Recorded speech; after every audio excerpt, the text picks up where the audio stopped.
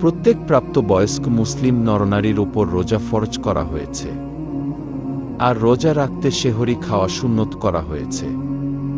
অনেকেই তাড়াতাড়ি সেহরি খেয়ে নেন, আবার অনেকেই একেবারেই শেষ সময়ে সেহরি খান।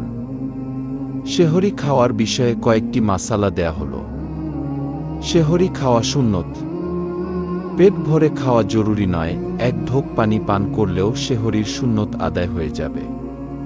হাদিস শরীফে আছে, নবী কারীম সাল্লাল্লাহু আলাইহি ওয়াসাল্লাম বলেছেন, তোমরা সেহরি খাও, কেননা সেহরিতে বরকত রয়েছে।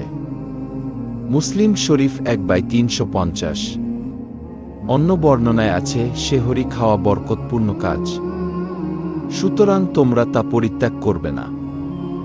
এক ঢোক পানি দিয়ে হলেও সেহরি করো, কারণ যারা সেহরি খায় আল্লাহ তাআলা তাদের উপর রহমত বর্ষণ করেন এবং তার ফেরেশতারা তাদের জন্য রহমতের দোয়া করেন।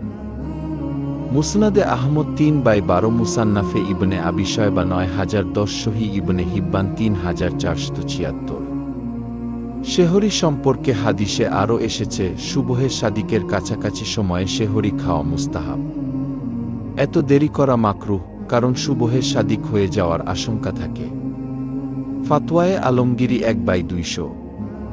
হাদিস শরীফে এসেছে, নবী করিম সাল্লাল্লাহু আলাইহি ওয়াসাল্লাম ইরশাদ করেন, সকল নবীকে সময় হয়ে গেলে দেরি না করে তাড়াতাড়ি ইফতার করতে আদেশ করা হয়েছে এবং সেহরি বিলম্বে খেতে বলা হয়েছে। আল-মুজামুল আওসাত 2/526, হাদিস 1905, মাজমাউ জাওয়াইদ 3/368। অন্য এক বর্ণনায় পাওয়া যায়, আমর ইবনে মায়মুন আলাউদি বলেন, সাহাবায়ে কেরাম দ্রুত ইফতার করতেন আর বিলম্বে সেহরি খেতেন। মুসান্নাফে আব্দুর রায়াক, হাদিস 7591, মুসান্নাফে ইবনে আবি শাইবা, হাদিস 9025।